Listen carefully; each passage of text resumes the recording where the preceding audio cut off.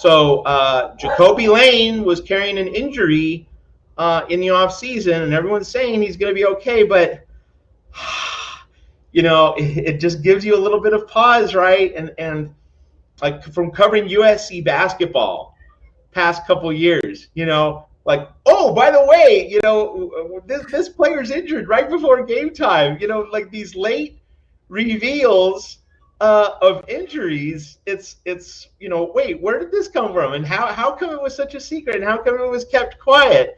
You know, we've seen this before at USC, and it's not so much a Lincoln Riley thing, but just injury disclosures, and of course with sports betting now being as pervasive as it is, bettors want these injury reports disclosed, and you've seen to some degree, sports organizations be more upfront about disclosing injuries, on your injury reports before games so that everyone has a little bit more clarity. All the dollars that are part of the industry, the dollars that are part of betting, be a little bit more transparent. How unsettled should USC be? Should USC fans be that this was just kept as quiet as it is? I think the fact that USC starts the season with easy games might mitigate, but nevertheless could just be that little thing that just gets people a little bit more unsettled than they otherwise would have been. Where do you come down on that one, Ethan?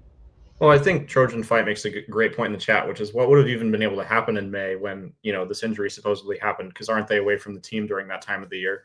Because, the way that USC has always treated injuries across sports, we're never going to find out the story. Like, this is not, we're not going to get 20 minutes of the USC football documentary detailing, Michael Jordan's flu game story on what happened to Jacoby Lane's foot. It's never going to happen. The fact that we even know what body part was injured is like a step up from what it is a lot of the time. It's just like, oh, they're dealing with an undisclosed injury. And it's like, well,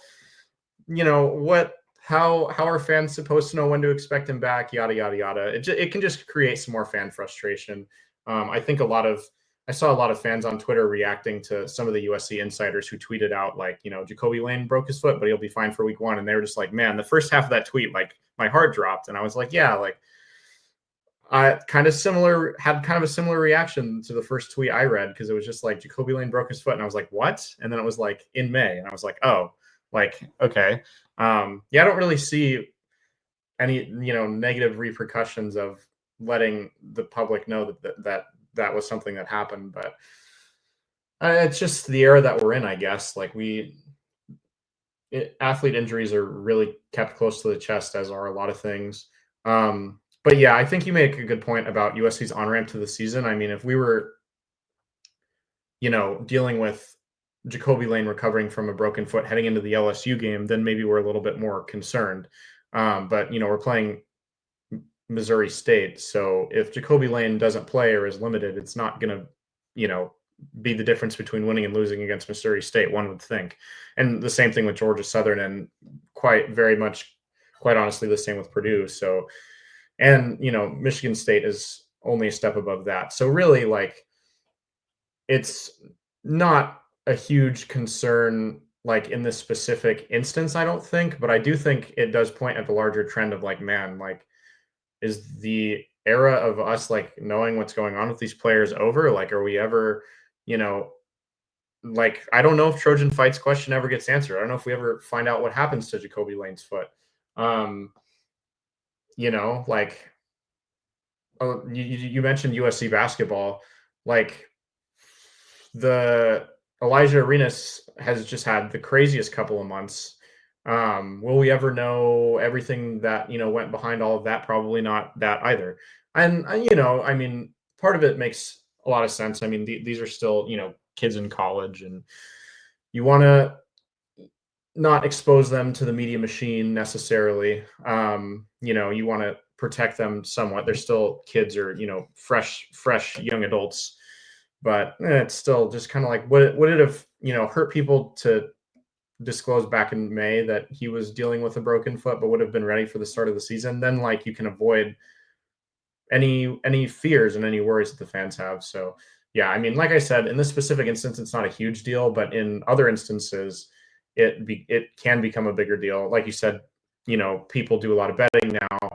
people, I think that, fans just care, and fans want to know what's going on with players and how they can support them. And, I'm sure if Jacoby Lane came out and said that he'd broken his foot in May, he would have got a lot of, get well soon wishes and stuff like that. So it's just kind of like, not, fans just, maybe feel a little deceived or bummed that they didn't find out or got the jump scare of seeing the tweet. But yeah, so we'll see if this kind of policy of holding back injuries comes into more significant play later. But yeah, for this instance, it's not a gigantic deal because of the easy on-ramp schedule, like you said.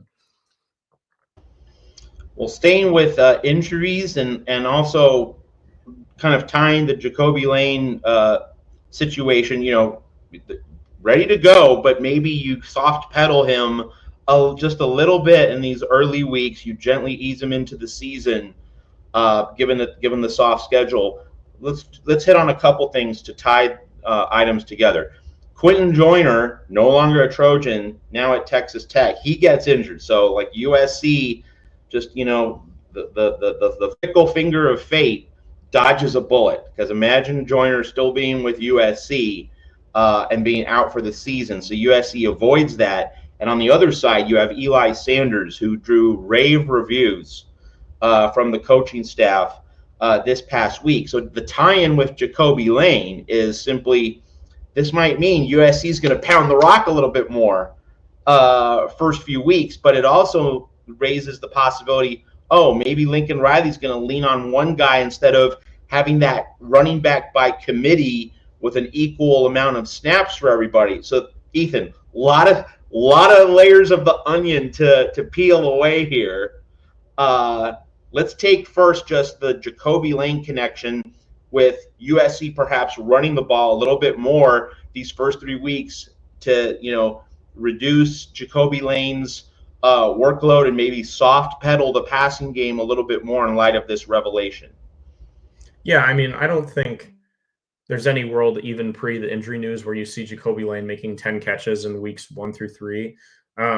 So I think, and yeah, this is just kind of even more of a sign of like, I'm sure they get him the ball a couple of times to get him in rhythm, but especially if they're up by even 3 touchdowns, there's no point in overextending him if he's really recovering. He's still rehabbing. You want him to be at the top of his game and not worn down come Illinois. But yeah, I mean, so yeah, I could definitely see them running the ball more because once Jacoby Lane is like even slightly less of an option, then you're really just leaning on 2 really established guys in the passing game, and one of them's a tight end and Lake McCree, and then the other one's Mekhi Lemon, obviously. And you don't want to run either of those guys into the ground either. And like you said, this is a deep running back room. We've heard that over and over from this coaching staff. So if you can kind of cycle in all of those running backs, get them all, see how they all do as featured backs in this backfield, and just see how they can kind of carry the offense against these weaker lines and all that kind of stuff, then yeah, I mean, it seems like all signs are pointing towards running the ball a lot. But you never know with Lincoln Riley. I guess we'll have to see for